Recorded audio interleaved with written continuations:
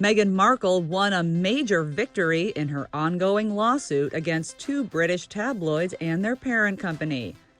The Duchess of Sussex previously sued Associated Newspapers, which publishes the Mail on Sunday and the Daily Mail, for running excerpts of a private letter she wrote to her estranged father, Thomas Markle, in the months following her 2018 wedding to Prince Harry. On Thursday, a ruling published by the High Court in London determined that the letter's publication did breach Meghan's privacy.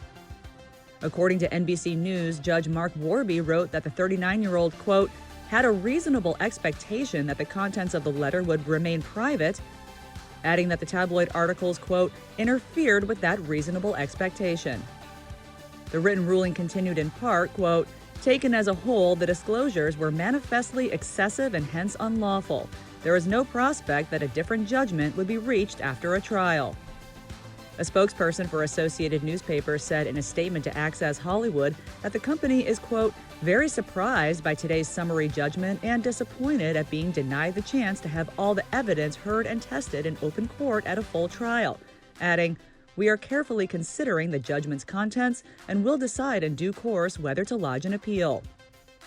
In a statement to Access, Meghan expressed her gratitude for the judge's decision and shared her perspective on the larger message she believes it sends, saying in part, quote, after 2 long years of pursuing litigation, I am grateful to the courts for holding Associated Newspapers and the Mail on Sunday to account for their illegal and dehumanizing practices.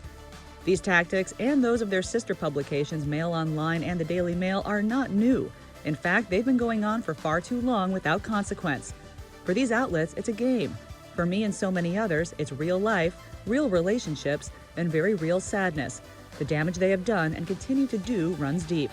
Adding, the world needs reliable, fact-checked, high-quality news.